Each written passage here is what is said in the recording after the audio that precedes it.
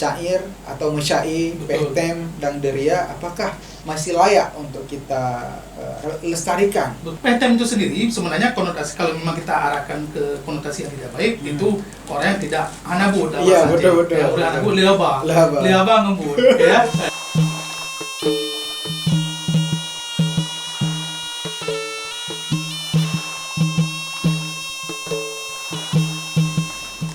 Assalamualaikum warahmatullahi wabarakatuh. Bertemu kembali waris seni budaya di podcast Medrah, podcast ISBI Aceh. Alhamdulillah hari ini kita akan ditemani oleh seorang narasumber yang merupakan dosen ISBI Aceh dan beliau juga seorang ketua DKA PD Jaya. Mari sama-sama kita sapa Bapak Aris Munandar. Apa kabar Pak? Alhamdulillah sehat. Sehat Pak ya. Terima kasih sudah bersedia hadir ke podcast kami ini di tengah kesibukannya. Pak Aris Munandar ini dikenal dengan nama lainnya. Kalau istilahnya kita ada lakapnya. Biasa dipanggil dengan nama Syekh Aris ataupun Syekh Muda ya. Itu kenapa dipanggil Syekh Muda? Begitu ya, karena orangnya udah tua. bukan seperti itu. Berarti kan ada Syekh Muda, ada Syekh tua gitu kan. Betul. Ini awalnya kenapa dipanggil Syekh Muda? Kalau Syekh Aris mungkin sudah nyatu dengan namanya. Betul. Tapi ini Syekh Muda gitu. Syekh Muda ya. Oke, baik. Terima kasih. Assalamualaikum warahmatullahi wabarakatuh. Waalaikumsalam warahmatullahi wabarakatuh. Terima kasih atas waktunya Pak Ahmad Zaki. Sebenarnya Syekh Muda ini sudah sangat lama saya dapatkan. Oke. Nama gelar Syekh Muda ini sendiri itu masih di masa di bangku kuliah dulu. Oh, kuliah? Masuk kuliah tahun, kalau tidak salah sekitar tahun 2006. Itu di mana kuliah Pak? di UIN. Di UIN Araniri. Dulu berarti masih IAIN ya? Iya, dulu masih IAIN. Okay. Jadi kita masuk 2004 di prodi bahasa Arab. Okay. Dan alhamdulillah kita aktif di salah satu sanggar yang ada di UIN. Oke. Nah, Sebut aja apa?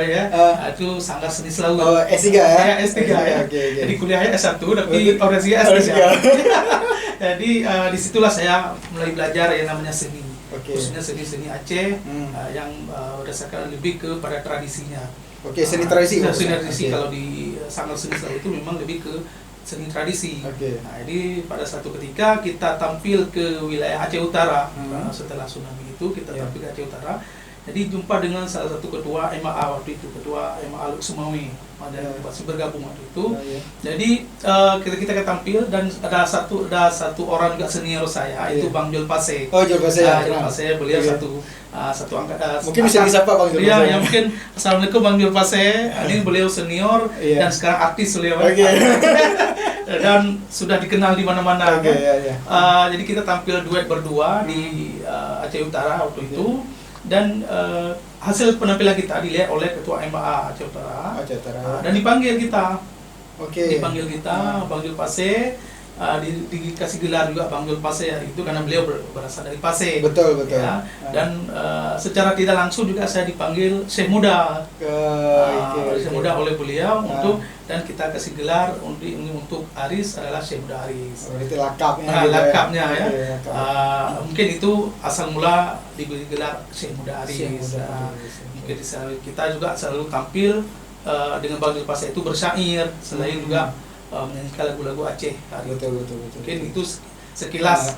Kan menarik kan ada historinya kan. Betul. Karena setiap penamaan biasa di orang Aceh itu syarat dengan akan makna-makna dan filosofis tertentu. Betul. Makanya saya menarik ini Syekh Muda gitu. Jadi saya buka Instagramnya pun namanya Syekh Muda gitu. Sebenarnya saya udah lama mendengar Pak Aris Munandar, tapi di luar itu bukan Aris Munandar dikenal ya kan.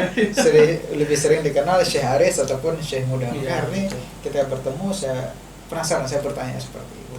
Berarti ketika di S3 itu berarti Pak Aris fokus di vokalnya berarti ya? Kita di S3 dulu, memang alhamdulillah di S3 itu kita belajar semua kesenian, tradisi ya? Ya, tradisi. Baik di situ kita ada 4 departemen namanya dulu. Saya pernah departemen tari. Di semua tari tradisional kita pelajari. Dan juga ada namanya musik. Di musik tradisi kita juga pelajari semua. Rapai bisa ya? Rapai, insyaallah ya. Rapai, gendang gitu kan. Okay. Jadi semua kita pelajari. Kemudian juga ada namanya teater. Teater main juga. Departemen teater kita juga pelajari teater di situ. Dan juga ada namanya satu lagi adalah untuk yang lebih kepada umum, humas artinya untuk kegiatan-kegiatan kemasyarakatan lainnya. Jadi asal mula saya sendiri sebagai penari. Ya. Itu dari sebelum masuk S3 udah di SMA penari juga? Belum. Saya belum pernah kenal seni Aceh khususnya tuh. Saya pertama kenal adalah ketika kuliah di S3-nya. Menarik ini. Iya.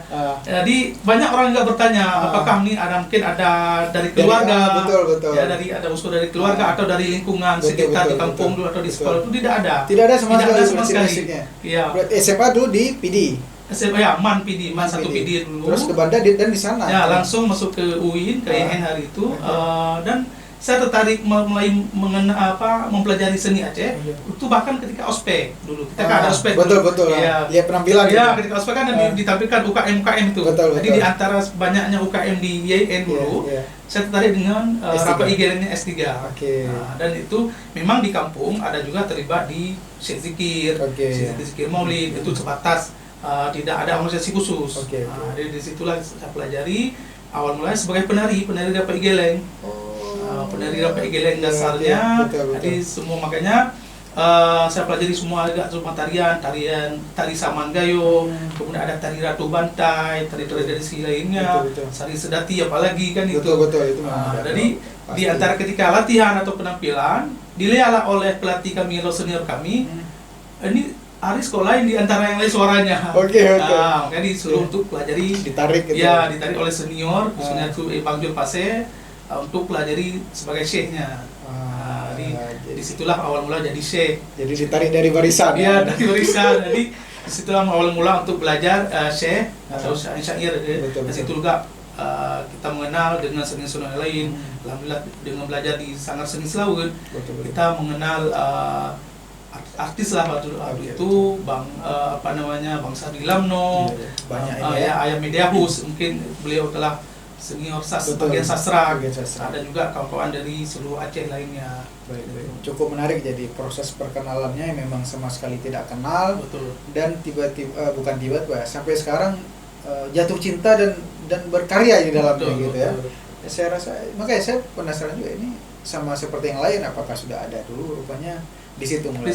Makanya hari ini kita mencoba mengambil tema syair atau musyair, pehtem, dangderia, apakah masih layak untuk kita lestarikan? Karena mengingat kondisi hari ini. Jadi berkaca juga dari fenomena yang Syekh Aris alami, itu kan menarik kita kaji. Nah, sebenarnya saya juga kuliah kan di bagian sastra. Aceh kaya dengan hikayat-hikayat, baik yang secara tulisan maupun yang dibawakan secara lisan. Nah, sebenarnya kedudukan cai namanya ataupun pehtem ataupun dangderia itu seperti apa sih? Adakah perbedaan atau sama saja atau seperti apa? Jadi sebenarnya dari kita dikenal dengan banyak sastra Aceh. Di situ ada hikayat. Ya, selain hikayat kita juga ada nazam. Nazam Aceh, dan juga masuk di situ adalah dikir Aceh. Dikir bahasa Aceh adalah dikir Aceh. Jadi beda dengan zikir maulid kalau dikir Aceh. Bedanya di mana? Walaupun dia disatukan di dalam zikir maulid. Artinya apa bedanya? Dia kalau dikir Aceh itu lebih kepada bahasa Aceh kita. Bahasa Aceh artinya bahasa terjemahan daripada kitab-kitab. Itu dijadikan ke bahasa Aceh. Nah, dijadikan bahasa Aceh, makanya dari dikir Aceh. Dan juga muncullah di situ ada juga gerakan-gerakan kecil namanya lingi.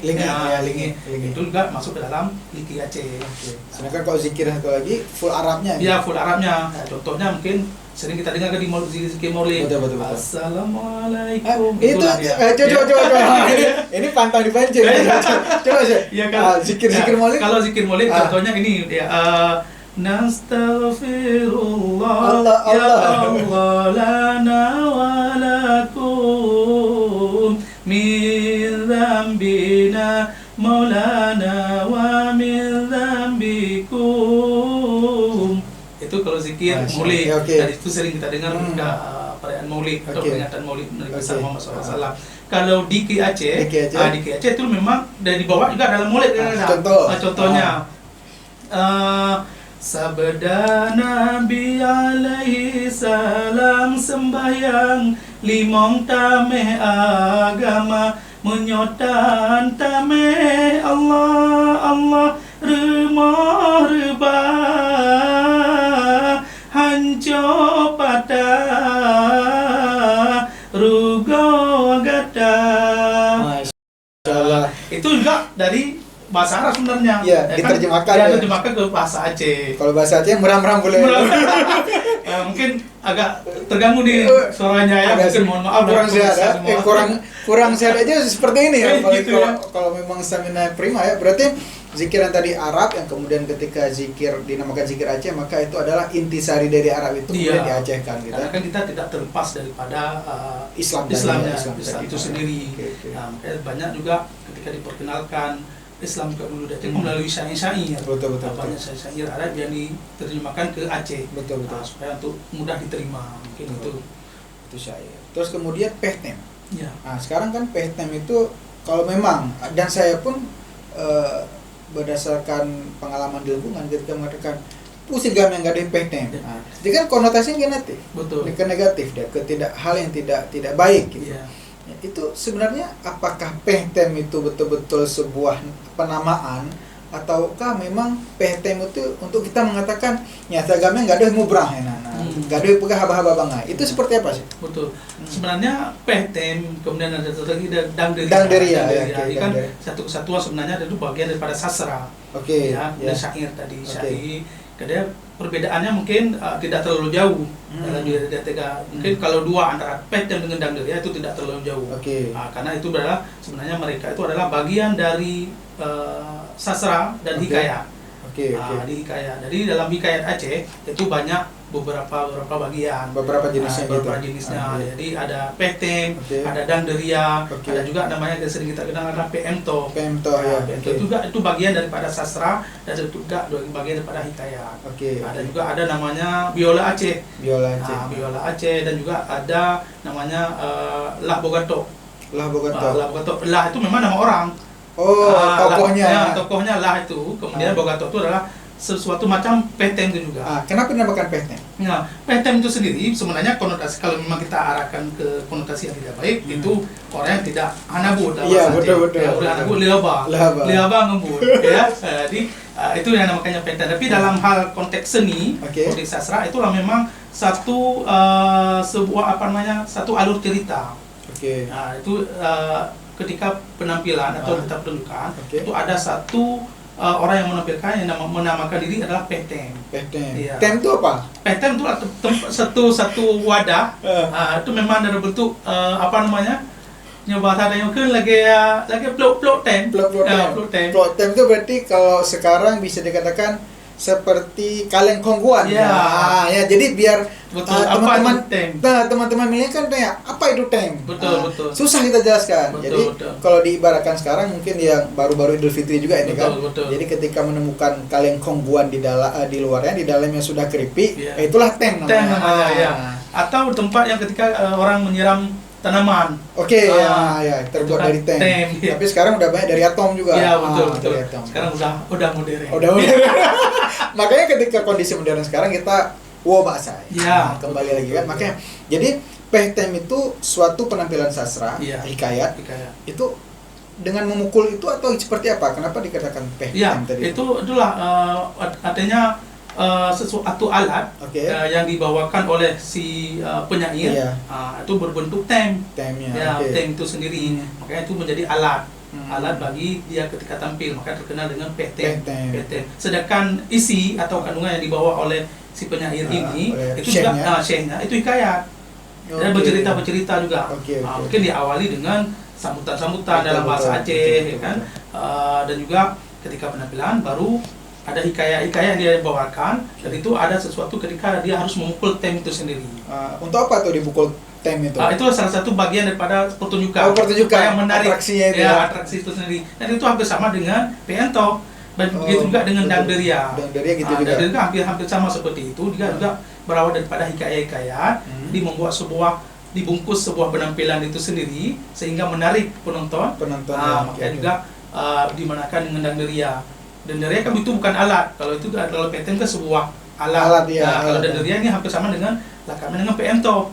Oh, tapi juga nama pertunjukannya. Ya, nama pertunjukannya. Okay. Nama pertunjukannya itu Danderia. Danderia itu sendiri awal mulanya itu berasal dari Abdia. Nah, Mangging. Jadi Mangging kalau salah di Kecamatan Tangan-Tangan itu asal mulanya. Itu bahkan sekarang kan sudah bukan sekarang, tahun 2014 sudah diakui sebagai WBTB. Ya, itu alhamdulillah juga. Artinya warisan budaya punya Aceh diakui. Sudah diakui ya. Diakui kan. Dan itu kita juga patut berbangga dengan seni Danderia itu sendiri. Nah, dan yang menampilkan itu sendiri kita kenal. Mungkin kalau seniman-seniman juga mengenal namanya dulu adalah Mak Lape. Nah, dan mereka tuh menampilkan sebenarnya di awal itu adalah konsep awalnya itu menampilkan cuma di depan raja-raja. Berarti Danderia itu awalnya adalah hiburan para raja. Ya, hiburan para raja. Yang tampil cuma 2 orang dia. Jadi Mak Lape itu sendiri, satu lagi sebagai penari sebagai asistennya. Dia tuh ketika dia bercerita atau berhikayat, yang satu orang ini adalah membawa gerakan-gerakan yang isi daripada merepresentasikan. Ya, bahkan kalau kita baca referensi yang ada di sekarang ini adalah lebih kepada gerakan-gerakan pantomim kayak gitu. Dia menerjemahkan, menginterpretasikan bacaan hikayat tadi itu ke dalam sebuah gerakan. Ya, betul. Itu mungkin kalau Danderia. Mungkin kalau kita lihat dari segitiga ini adalah Cai, kemudian PTM dan Danderia, itu semua satu kesatuan daripada sastra Aceh. Ya, satu kesatuan. Cuma cara penyajiannya aja yang berbeda. Bisa dikatakan 3 hal ini adalah penyajiannya. Iya. Cara menampilkan kepada penonton. Betul. Jadi itu yang membedakan. Ya, mungkin ya agak berbeda adalah Cai-nya. Kalau Cai kan bebas dia. Betul. Kalau Cai itu tergantung kondisi penampilan. Di mana, kemudian kapan acaranya. Kalau berbicara Syai, saya ingat sekarang Semapa itu. Iya. Semapa itu berarti masuk ke dalam Syai itu. Itu betul sebenarnya juga masuk dalam Syai, cuma dia khusus ketika orang perkawinan. Semapa itu kedudukannya ketika ada orang-orang resepsi perkawinan atau resepsi pernikahan, itu khusus, itu makanya disebut dengan Semapa. Semapa itu apa sih? Semapa itu adalah berbalas pantun. Di antara satu pihak satu dengan pihak kedua. Ya, itu pihak satu artinya pihak Linto Baru dengan pihak Dara Baru. Jadi ada sebelum Linto Baru dan Dara Baru masuk ke sebuah ruangan atau ke rumah, itu harus dihadang dulu. Kalau itu tradisi Aceh kan. Jadi hanya tamang yang punya hana bere. Cikun juga. Tapi saya keahlinya nih. Karena kan harus ada contoh. Jadi biar ketika teman-teman pun ingin menanyakan yang mana PTM, yang mana Danderia, yang mana Syai, ada contoh otentiknya. Seperti ini. Jadi nanti salah mau dekat pakai agak. Ya, mungkin sedikit tambahan itu kalau di Semapa itu tidak berirama. Beda dengan Syai. Nah, kalau Semapa kan seperti biasa. Mungkin contohnya ini pada Graham itu. Kalau Semapa contohnya salah satu adalah Assalamualaikum hai Tuan Bisan, katruh datang ke non deka. Kejame mandum yang katruh keno, mak tempat kamu katruh deka. Jadi itu ada pok bait. Ya, betul. Buhu kalau bahasa buhu ya betul. Buhu. Itu hampir sama dengan ya ini Syekh Haris adalah sastra Arab ya. Di dalam sastra Arab kan ada belajar itu juga. Karena kebetulan saya sastra Arab juga. Di Arud Al-Kawafi itu kan itu dibahas itu. Betul. Buhu ya. Jadi kalau istilah orang Aceh Mali Ali. Ya, jadi betul. ada padanan kata memang yang disepadankan gitu. Jadi kedengaran lebih enak. Iya, makanya itu juga kekayaannya sastra Aceh di situlah. Di buhunya itu sendiri. Dia tidak pupuk lah bahasa Aceh. Itu enak didengar. Karena kalau memang hanapah buhu, haipa juga. Betul. Jadi nggak serasi jadi. Iya, betul. Jadi itu kalau di Semapa, kalau di Cai itu memang berirama. Irama contohnya mungkin seperti ini. Assalamualaikum warahmatullah. Jaro 12 atu jumala jaralun sipto di atu ule ma'alun lake kaum dumna. Masyaallah. Itu Syai. Syai dia lebih berirama. Dan nanti juga mengkondisikan dengan kondisi acara. Walaupun Semapa hampir sama segitu juga, tapi kalau Semapa sebenarnya di awal itu sudah terkonsep. Sudah ada konsep. Sudah ada konsepnya, kata-katanya apa, cuma tinggal ketika pelantunnya atau orang yang semapa ini improv kondisi lapangan, kondisi rame atau enggak, betul, nanti, betul. Karena saya lihat di YouTube itu sampai Linto yang telah datang, itu bahasa-bahasanya bahasa-bahasanya. Kenapa Linto yang telah datang kan, kemudian kenapa juga darah barunya cantik sekali dan dipadukan dengan raja kan, betul. Kondisi yang untuk mencairkan suasana ketika semapa. Nah, menarik ini. Syekh tadi menyebutkan raja kan. Kita balik lagi ke raja tadi. Betul. Dang Deria itu berarti dulu itu adalah khusus untuk raja. Iya. Sedangkan Petem itu juga sama juga. Ya, sama. Berarti bisa dikatakan kebanyakan dari seni pertunjukan itu adalah untuk menghibur raja. Iya, gitu. pada awalnya ya. Pada awalnya. Nah, sekarang berarti sudah menjadi milik kita semua. Iya. Tetapi pertanyaan saya, kan sekarang sudah nggak ada lagi raja. Jadi Betul. apakah perlu dilestarikan atau memang kita buat kesenian lain gitu yang menggambarkan rakyat gitu? Nggak boleh lagi nggak ada. Nggak ada lagi. Dimensokal lah. Dimensokal. Udah lama nih saya nggak dengar dimensokal. Biasa dimensokal ini kita sering dengar di masa konflik gitu. Betul. Nah, itu Ya, gimana sih? sebenarnya itu awalnya memang untuk raja-raja, tapi ada perkembangan, memang walaupun sekarang ini memang sudah sangat jarang kita lihat. Tapi masa-masa yang dulu pernah kita juga lihat, selain di tempat raja-raja, itu juga ditampilkan ketika pesta perkawinan di malamnya. Malamnya itu ada penampilan Dang Deria, ada juga penampilan biola Aceh, ada hikayat PMTO.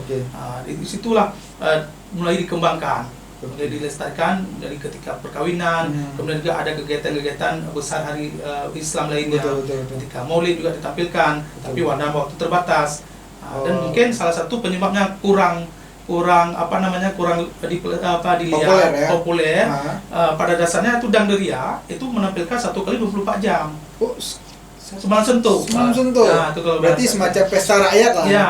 Jadi ketika orang pesta perkawinan, itu Dang Deria tampil di panggung, dibuat satu panggung, dia bercerita terus. Kalau sekarang kan sudah ada sound system. Betul. Sudah MP3 MP3 sekarang kan. Kalau dulu enggak. Saya teringat juga salah satu adalah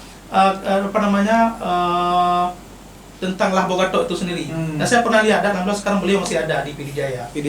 Itu beliau menari dari setelah Isya sampai besok subuh itu masih bercerita. Lah Bogato. Bogato ini apa nih? Bogato itu macam bahasa kita lihat. Coba bahasa Aceh. Iya, bahasa Aceh. Bogato ini lagi dempurungan. Lagi bro. Ya bro. Waktu penampilan beliau bercerita bersyair yang getok-getok. Sebagai untuk musik. Makanya saya bilang tadi hampir sama dengan yang lain. Jadi ada alat yang membantu ya. Alat yang membantu dia untuk menampil kan. Supaya orang menari. Itu hampir semalam suntuk memang sampai subuh. Itu mungkin hampir semua hikayat Aceh atau sastra Aceh itu terlalu panjang atau terlalu lama lah ketika sebuah penampilan kan. Dan sebetulnya juga dengan hampir sama dengan kalau tari Aceh itu sedati awal mula kan seperti itu. Betul. Tapi ketika melihat perkembangan zaman, semapa juga hampir sama. Dan dikombel atau dibuat untuk menjadi sebuah pertunjukan. Jadi betul-betul seni Aceh ataupun hikayat Aceh itu dalam kesastraan Aceh adalah untuk menemani sebuah pesta seperti itu. Jadi biar orang tidak ngantuk, biar orang selalu bersemangat ya. Berarti itu hampir sama juga dengan hikayat, misalnya hikayat yang paling populer juga hikayat Perang Sabil.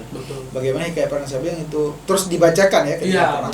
Betul. Berarti memang itu sebagai penyemangat. Kalau Perang Sabil kan sebagai penyemangat. Jadi dengan syair-syairnya yang menyentuh, jadi semangat juang orang Aceh itu sangat tinggi. Dibantu dengan syair hikayat Perang Sabil itu sendiri. Berarti melihat tari sedati itu berarti semalam suntuk juga. Ya, dasar mulai itu. Jadi dia sistemnya makanya ada sedati tunang. Bukan satu grup, dia ada pasti banyak grup. Makanya jadi sedati tunang. Ketika tunang itulah berganti-ganti. Diganti-ganti supaya tidak kosong. Makanya kalau sedati kan tampil lebih banyak diterima karena kenapa? Dia banyak tempat bisa dia main. Fleksibel ya. Fleksibel. Dia tempat pesta juga masuk. Kemudian ketika panen dulu kita juga masuk, juga ada acara-acara yang lain, acara-acara pemerintahan apalagi, dan itu juga dia benar masuk. Sedangkan Dang Deria ini kan terbatas dengan konsep yang ditampilkan juga hampir sama selalu tentang hikayat itu sendiri.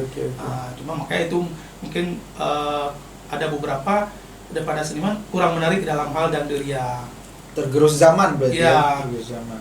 Berarti Lago Katok tadi itu bisa jadikan seperti ini, bisa nggak sih saya ambil kesimpulan bahwasannya semua hikayat Aceh itu punya cara-cara penampilan sendiri, betul, tergantung daerahnya. Iya betul. Makanya dia beda-beda kan penamaannya, beda betul, daerah betul. beda penamaannya seperti kita sampaikan tadi kan. Tapi secara substansinya hampir sama. Mereka menampilkan hikayat. Cuma di daerah hikayat itu juga masuk syair. Oke. Di antara permulaannya masuk dengan syair. Syair itu kan bebas, ada betul, salam. Betul. Ada penonton itu masuk Betul, dalam hal betul. syair. Tapi inti daripada dan itu adalah atau Lago Katok maupun Pento adalah hikayat. Kalau hikayat ke Pento kita tahu sendiri dia lebih kebanyak pada peralatan-peralatan khususnya perang. Betul. Beliau ini kan lebih perang. Sekarang alhamdulillah yang masih meneruskan walaupun dalam versi bahasa Indonesia itu ada Bang Agus. Agus beliau menetap di Jakarta kan. Itu ini untuk informasi mungkin para waris seni budaya, kenapa disebut Pento? Pento yang kita tahu kan memang satu alat transportasi. Bus. Pento ya. Memang itu awal mula memang lakap Tunku Adenan, nama almarhum Tunku Adenan itu memang beliau kenapa menamakan diri sebagai Pento dan itu sebenarnya dilakap sama orang juga, bukan sendiri. Iya betul. Bersama mungkin dengan Syekh Muda tanpa menyebutkan masih dulu gitu ya. Jadi Pento itu adalah karena penamaan dari sebuah alat transportasi juga. Karena ini cerita yang kita dengar. Betul. Dia suara Pento kan, suara bus Pento kan beda dengan yang lain. Betul. Kemudian jarak yang ditempuhnya terlalu jauh. Nah, itu menjadi filosofi mungkin dari Tunku Adenan Pento bahwa tidak ada istilah kalau mencoba saja kebuka seni itu tidak ada batasnya. Oke. WE walaupun kayak ya kan? Ya walaupun hana gerak-gerak enggak. Jadi yang penting jalan gitu. Nah, berbicara kondisi Aceh sekarang memang ya secara hikayat ataupun sastra Aceh kadang-kadang orang bahkan tidak mengenal gitu. Betul. Jadi jangankan menggerok-gerok, menggerek-gerek, mepeh-pehan. Jadi seakan-akan sastra Aceh itu tidak ada. Itu apa kira-kira masalahnya sih?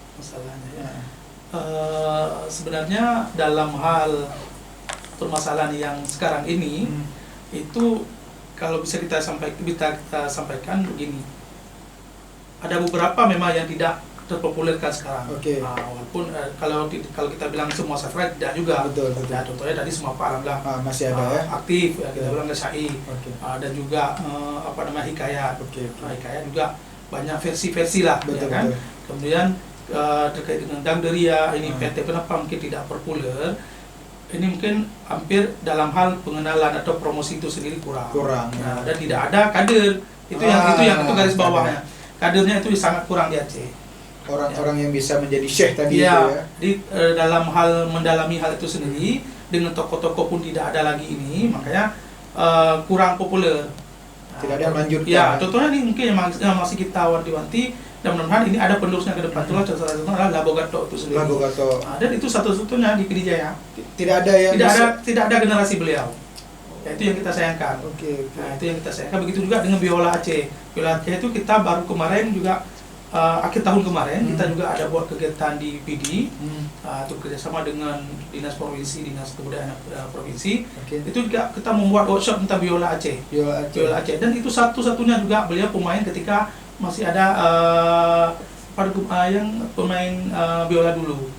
Ya, jadi kita langsung beliau tinggalnya di Tiro. Itu sudah sangat tua. Jadi saya udah ambil dokumentasi beliau. Itu cuma satu-satunya pemain dan biola betul-betul biola beda dengan biola Italia. Beda. Beda. Itu memang betul-betul alat musik Aceh. Iya, alat musik Aceh. Dan masih ori, masa setengah ori itu sama beliau.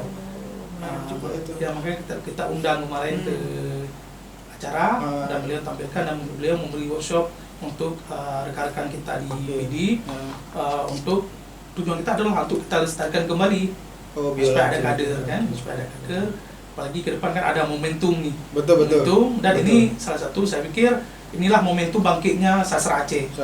Sastra khususnya dalam hal hikayat tadi, apapun seni sastra Aceh ini momentum. Insyaallah ke depan ada PKA. Betul. Nah, ini dalam kita lihat ada space untuk sastra Aceh itu sendiri. Nah, yang menarik adalah kan itu tadi kita berbicara tidak ada kader.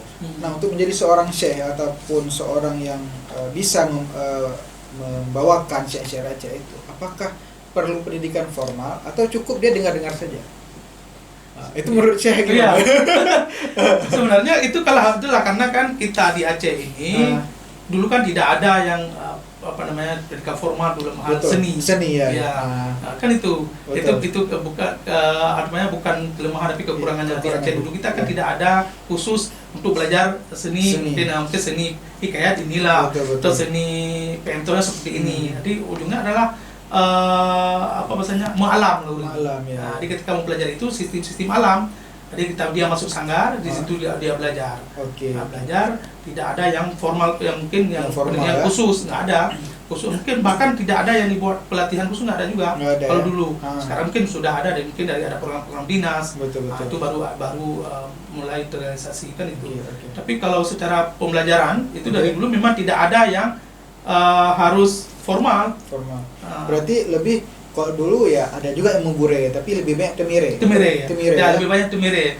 Dalam contohnya bagi kita bilang ya, makanya ilmu-ilmu yang sastra khususnya di hikayat itu sendiri kita dapatkan ketika Ba'da duduk rangkang bahasanya. Duduk dengan syekhnya. Dia kita situ lah belajar secara otodidak. Kita belajar bisa duduk dengan Ayah Mediaus atau dengan dulu almarhum Ayah Panton. Gesul Zikre kan. Ini itulah kita belajar. Kita dalami sendiri dengan hikayat-hikayat yang terbaru cerita-cerita yang belum pernah kita dapatkan, kita pelajari. Itu mungkin lebih kekuatannya lebih kepada otodidak, tidak ada formal. Nah, makanya sekarang kita berbicara sudah lahir institusi ISBI misalnya yang memang secara formal dan legal juga mengajarkan berbagai macam kesenian dan budaya gitu. Itu bagaimana menurut Syekh?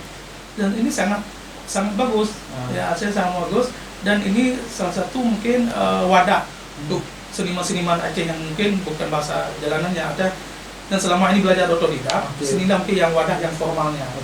Nah, secara pengalaman mungkin sudah banyak di luar, ya sudah banyak pengalaman di luar di sana secara penampilan, tapi kan itu semua kan butuh juga pengakuan nanti ujungnya. Ada legalnya. Ya, ada legalnya. Dan saya pikir ini sangat bagus ketika ISBI datang ke Aceh. Ini salah satu jalan untuk seniman-seniman Aceh ataupun generasi ke depan Aceh untuk mempelajari semua unsur kesenian Aceh maupun budaya-budaya Aceh itu sendiri. Bahkan kan di prodi, saya juga mengajar di prodi teater. Makanya sekarang di teater kan? Iya, di teater itu ada mata kuliah itu teater tutur namanya. Teater tutur, dan di situ juga kita mempelajari dan juga membimbing mahasiswa untuk belajar khusus teater-teater di Aceh, teater tutur yang ada di Aceh. Berarti semacam syair, penteng itu betul kita kita ajarkan hikayat pada mereka, maka kita suruh praktek di depan khalayak ramai, sejauh mana mereka menguasai. Juga ada versi-versi bahasa-bahasa daerah lain di Aceh, ada versi Gayo. Ada versi bahasa. Versi Gayo itu berarti masuk ke Didong masuk juga ya? Didong dia lebih kepada tarian dalam sebuah penampilan. Dia kalau saya kemarin ada juga mahasiswa kita itu dia berasal dari dataran tinggi. Saya suruh dalam bahasa mereka. Berhikayat juga, berhikayat atau bersair. Tapi mereka dengan versi iramanya mereka sendiri. Irama Didong agak sedikit beda. Mereka dengan bahasa sendiri dan juga mereka khas mereka kan kain. Dasar dalam Gayo itu sendiri kan. Dan ada juga membuat versi hampir sama dengan syair saman dari saman kan. Ada yang tapi bahasa iramanya memang sangat jauh beda dengan kita. Mereka kalau saya perhatikan kayaknya kalau dalam bahasa Aceh irama mereka itu lebih ma'alun daripada kita kan agak tegas keras ya. Karena kebetulan bedanya pesisir dengan dataran tinggi ya. Itu ngaruh juga berarti ya. Iya, pengaruh. Mungkin lebih lembut lah bahasa. Lebih lembut ya. Kalau kami dulu belajar itu kan mungkin di Selawut juga, alhamdulillah diberi kesempatan juga pernah menjadi walaupun bukan dari keturunan orang Gayo, tapi juga bisa pelajari bahasa-bahasa atau syair-syair dalam Gayo dan bahasa itu sendiri kan. Salah satu contoh mungkin lembutnya bahasa mereka, contoh di syair Tari Saman. Ya. Contohnya. Mungkin ini minta maaf juga sama kawan-kawan di Gayo, mungkin logatnya beda. Okay. Ya, masa orang Segli dia rugi dia gaji mana kan itu. Nggak masalah, justru itu ciri khasnya. Begitu ya. Kalau dalam bahasa Arab kan ada namanya lahjah. Ya, lahjah, betul. Lahjahnya itu yang beda-beda sih, nggak masalah. Sedikit ya mungkin dari syair Tari Saman dulu. Oke. Ini Tari Saman Ari Nangro Aceh Darussalam aman Iyengon misare Ipanami nyata. Itu dia. Mungkin masih panjang Kan sebenarnya. lebih ini ya. Iya. Coba misalnya Syekh nyanyikan yang Versi bahasa Aceh. Oh ya. yang pesisirnya. pesisirnya ya. Assalamualaikum jame barotro tamonja piyo doa tetika jame royang kadro keno bertempat kamu tamong udalam sigra. Kan terlihat ya. Ya betul. Kok yang pertama tadi saya ini, kok yang kedua ini. Jadi memang Betul. sangat-sangat kaya berarti Betul. Dari yang pertama tadi namanya yang berbeda, kemudian cara penyampaian berbeda, sampai terakhir ternyata ketika penyampaian pun alunan itu berbeda. Betul. Ya. Jadi mungkin itulah kekayaan sastra kita, kesenian dan budaya Aceh itu sendiri. Maka ini perlu pelestarian dan perlu kita lestarikan kembali, dan itu juga menjadi salah satu motivasi saya dulu ketika di kuliah. Saya teringat juga dengan satu apa kita bilang Adimaja atau pepatah orang Aceh, menyokan liuhop, menyokan gop. Itu menjadi salah satu motivasi saya berkesenian atau dalam hal budaya itu sendiri. Jadi menyokan tanyo beta harap gop. Itulah mungkin salah satu motivasi, dan juga kita berharap generasi-generasi kita ke depan juga bisa melestarikan semua seni dan budaya Aceh itu sendiri. Kemudian letak ataupun posisi ISBI dalam sistem melestarikan kebudayaan terutama tuturan Aceh tadi, itu di mana saya kira? Saya lihat banyak tempat yang bisa masuk ISBI. Nah, banyak tempat yang bisa masuk ISBI dalam untuk mempertahankan atau melestarikan khususnya seni tutur tadi, di teater tutur maupun sastra Aceh. Banyak yang bisa kita lestarikan. Selain sebuah penampilan, mungkin ada kawan-kawan kita seniman di luar sudah sangat pengalaman di luar. Tapi dalam hal formal. Sedangkan sebanyak kan di dunia pendidikan kita itu banyak anak-anak kita ataupun adik kita tidak tahu terhadap sastra Aceh itu sendiri bagaimana. Contoh Syekh sendiri ya, ketika sekolah dulu kan nggak tahu ya. Bahkan kita kan nggak tahu namanya, cuma ada pelajaran mata lokal, tapi lebih kepada menggambar atau membuat ayaman itu bahasa gunung ya. Itu lebih kepada itu, tidak ada tersentuh dalam hal sastra Aceh khususnya, khususnya seni-seni Aceh itu sendiri. Nah, maka ini ISBI perlu bergerak atau perlu mempromosikan itu sendiri, masuk ke ranah pendidikan ataupun ranah-ranah yang lain. Nah, mungkin bisa masuk ISBI, masuk sekolah. Betul. Itu maksudnya untuk memperkenalkan lebih ke arah itu seperti itu ini. Tapi sedangkan seniman sebenarnya bisa masuk juga ke sekolah-sekolah, tapi agak menghambat itu sendiri. Kenapa? Dalam hal formalnya. Berarti bahkan bisa juga seniman bisa juga mengambil formal di ISBI ya. Iya. Makanya kita berharap nih kan seniman Aceh, seluruh Aceh, kita bisa bergabung di sini. Karena kan ada kelas khususnya kan. Iya, kita ada kelas khusus untuk seniman nih ya. Untuk seniman dan menunjukkan ini panjang tidak. Jadi selagi ada masalahnya nih kan, selagi ada tempat, ada wadah untuk ke arah formal itu sendiri. Betul. Jadi sangat menarik ya. Jadi sangat kaya gitu ya. Betul. Nah, sebelum kita menutup, saya hawal mendengar agak payang sangin. Agak payang sangin. Walaupun ini lagi batuk segala macam, tetapi sepertinya menarik ini. Menarik karena ayunan ataupun lantunan itu sangat merdu didengarkan. Mungkin agak sedikit panjang, nanti kita akan kita lihat seperti apa sih. Begitu ya mungkin sedikit walaupun tidak terlalu panjang. Boleh. Mungkin lebih kepada syair. Iya, syair boleh.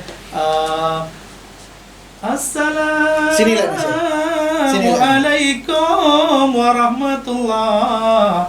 Jaro dua belah atu jemala, jaro lun siplo di atu ule, mealun lake bakaum dumna.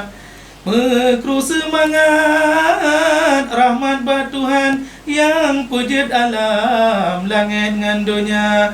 Dino hairakan bas isbi buna tatupe mandum dino karena jurusan ngan prodi. Ya, insyaallah luar biasa. Salah satunya kan. Oke, betul. Nah seni pertunjukan, seni tari ngan teater. Wahai erakan di sinan lampina tari dengan prodi karawitan pina herakan belum dino karena prodi baru taulan kajian seni sastra budaya. Insyaallah. Mungkin itulah sedikit kan, mungkin ada memang kalau syair itu memang betul. Dia otomatis atau artinya arti itu bahasa Aceh itu dia langsung dia betul, mungkin karena kondisi juga kesehatan betul. Kurang fokus, tapi sangat luar biasa itu. Nah, sebelum kita menutup ngobrol santai kita hari ini, ada sedikit pesan mungkin dari Syekh terhadap generasi muda kita sekarang, bagaimana untuk menyukai sastra Aceh dan bagaimana juga merawat tradisi Aceh kita. Ya. Mungkin sini Syekh. Ya, ini sebagai kita ke depan lah untuk melestarikan bahwa ini satu kewajiban, bisa kita bilang sebuah kewajiban untuk kita masyarakat Aceh, khususnya anak-anak muda Aceh yang terus bergerak untuk dalam hal berkesenian dan jangan pernah lupakan kesenian Aceh sendiri, kesenian indah tu. Kenapa? Seperti kita seperti tadi menyukai iloh, menyukai dro pasti go. Kalau bukan kita, siapa lagi akan melestarikan seni budaya Aceh itu sendiri. Dan kita berharap dengan adanya ISBI, kawan-kawan seniman, kawan-kawan adik-adik di tingkat SMA maupun tingkat madrasah aliyah untuk bisa bergabung dengan ISBI, dan disinilah tempat untuk kita menimba ilmu dalam hal seni budaya, khususnya seni budaya Aceh. Dan kita berharap ISBI juga menjadi promotor untuk melestarikan atau memperkenalkan lebih dalam lagi dalam hal seni budaya Aceh itu sendiri. Masya Allah. Terima kasih Syekh Muda atas kehadirannya. Sekali lagi kami ucapkan terima kasih di tengah kesibukannya, di tengah padatnya jadwal MC mungkin, jadwal manggungnya gitu kan, dan kondisi kesehatan lagi kurang sehat juga, tapi tetap berazam untuk datang ke ruang podcast yang mulia ini. Terima kasih sekali lagi. Semoga apa yang kita sampaikan hari ini bisa bermanfaat bagi Alhamdulillah. Terima kasih Warih Seni Budaya. Alhamdulillah telah kita selesaikan obrolan santai kita hari ini. Semoga dapat menambah wawasan Anda tentang bagaimana itu cai, bagaimana itu pehtem. Jadi yang negatif tentang pehtem itu disingkirkan. Berarti pehtem itu memang betul adalah seni tutur Aceh, dan bagaimana juga dengdaria itu kita ketahui bersama. Sekian, mohon maaf apabila ada kesalahan dan kekurangan. Wassalamualaikum warahmatullahi wabarakatuh. Salam seni budaya.